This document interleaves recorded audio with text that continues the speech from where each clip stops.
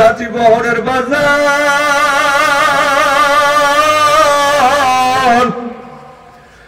ওই যে দেখতেছ আমার পাশে আমার কালু ভাই বসে রয়েছে, এটা কালু ভাই ছিল না,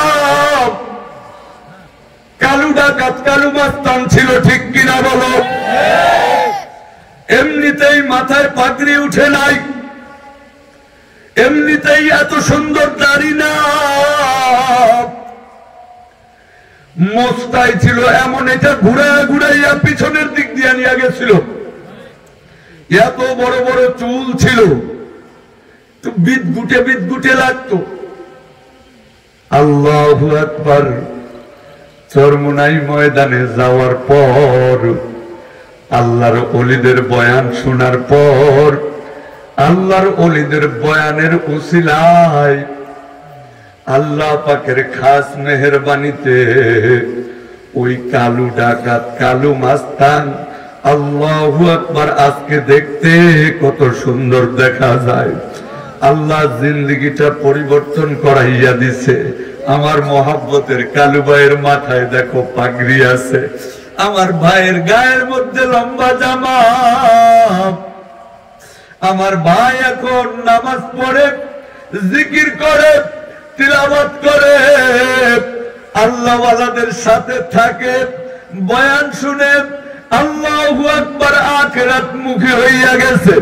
ও চাচি বহরের বাজার,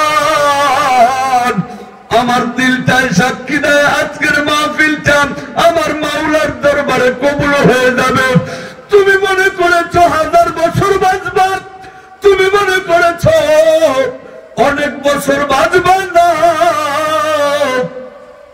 আজকের রাতটাই তোমার জিন্দেগির শেষ রাত হতে পারে, আজকের মাহফিলটাই তোমার জীবনের শেষ মাহফিল হতে পারে। জীবনের শেষ মাহফিল মনে করিয়া আজকের মাহফিলে চলে আসো। কেন জানি দিলটায় সাক্ষী দেয় আজকের মুনাজাত আমার মাওলা খালি হাতে ফেরত দেবে না।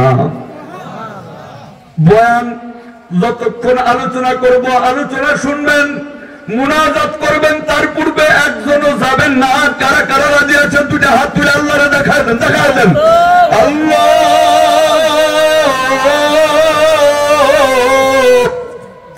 চাচি বহরের মাহফিলের দিকে তুমি একটু মেহেরবানির নজর দিয়া তাকাইয়া দেখো। আল্লাহ প্যান্ডেল ভর্তি মানুষগুলা উপরের দিকে হাত বাড়াইছে,